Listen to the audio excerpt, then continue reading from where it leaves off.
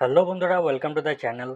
তো আজকের ভিডিওতে আমরা ন্যাশনাল স্পোর্টস অ্যাওয়ার্ড বা জাতীয় ক্রীড়া পুরস্কার নিয়ে আলোচনা করব।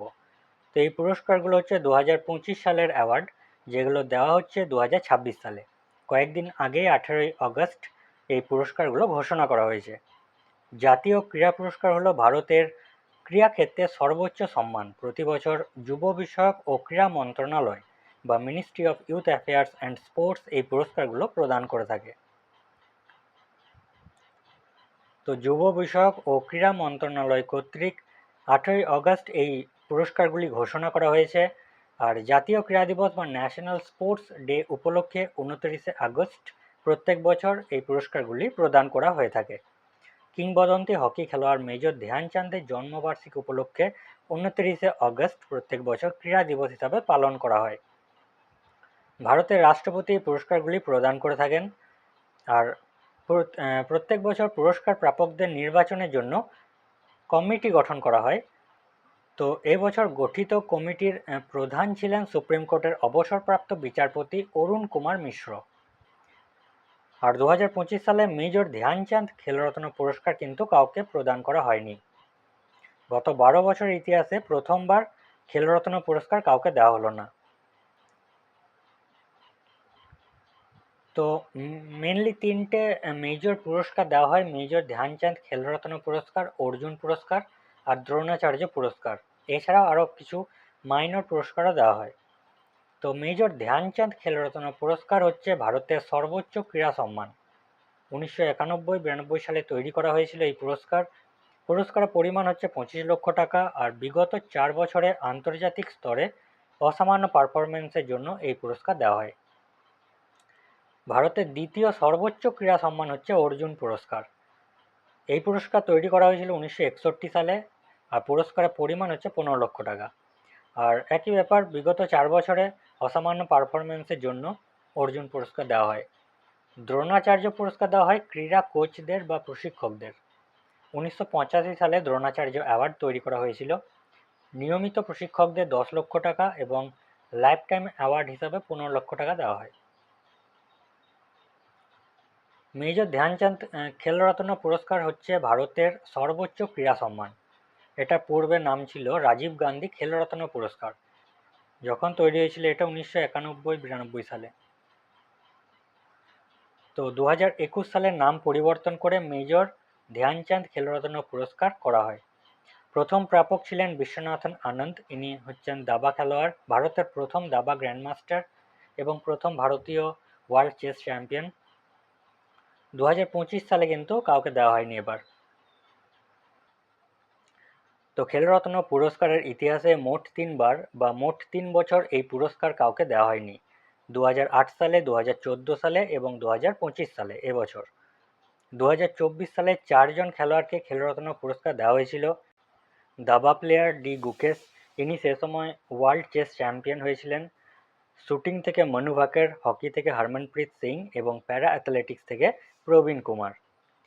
তো মনু ভাকের, হরমনপ্রীত সিং এবং প্রবীণ কুমার অলিম্পিক্স এবং প্যারালিম্পিক্সে পদক জেতার জন্য 2024 সালে খেলরত্ন পুরস্কার পেয়েছিলেন। তো এবছর অর্জুন পুরস্কার মোট 17 জন ক্রীড়াবিদকে দেওয়া হয়েছে।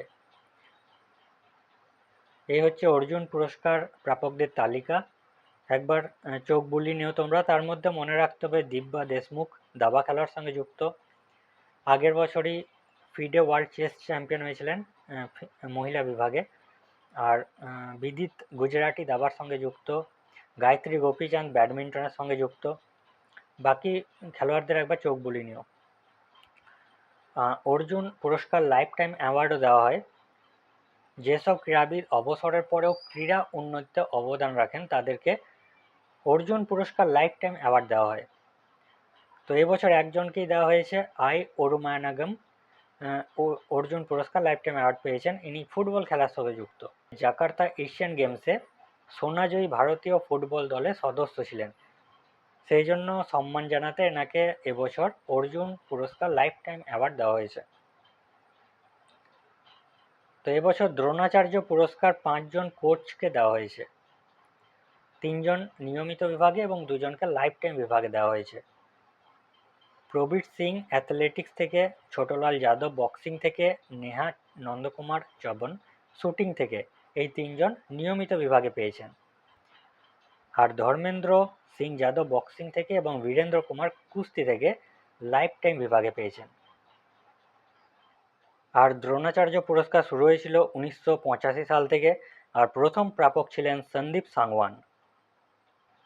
তাহলে অর্জুন পুরস্কার 17 জন খেলোয়াড়কে দেওয়া হয়েছে, আর দ্রোণাচার্য পুরস্কার 5 জন কোচকে দেওয়া হয়েছে এবছর।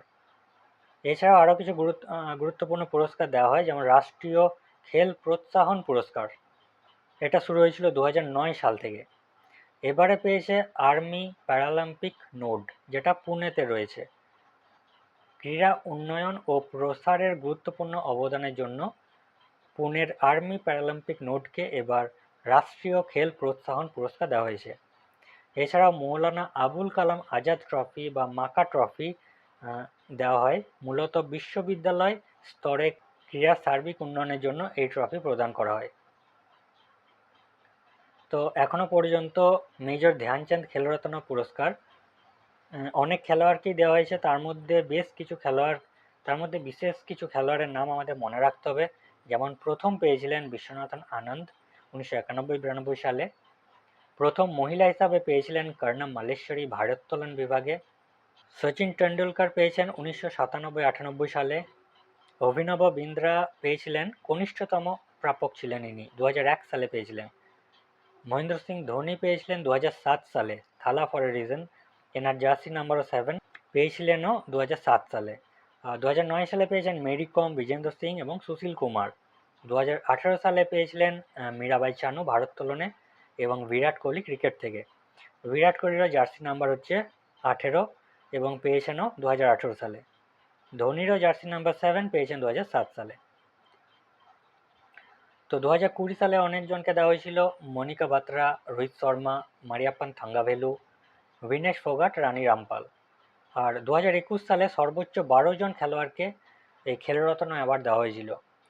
নীরজ চোপড়া, রবিকুমার দহিয়া, লাভলিনা বরগোহেন, পি.আর. শ্রীজেশ, অবনী লেখারা, সুমিত अंतिल, প্রমোদ ভগত, কৃষ্ণ নগর, মনীষ নারওয়াল, মিতালি রাজ, সুনীল ছেত্রী এবং মনপ্রীত সিং, এই 12 জন খেলোয়াড় 2021 সালে খেলরত্ন পুরস্কার পেয়েছিলেন। 22 সালে পেয়েছিলেন শরৎ কমল, 23 সালে চিরাগ শেট্টি এবং সাত্বিক সাইরাজ রেঙ্কি রেড্ডি, আর 24 সালে 4 জন পেয়েছিলেন মনু ভাকর, ডি গুকেশ, হরমনপ্রীত সিং এবং প্রবীণ কুমার। তো বন্ধুরা, এই ছিল আজকের ভিডিওতে। আশা করি ভিডিওটা হেল্পফুল হবে তোমাদের জন্য। Thank you for watching.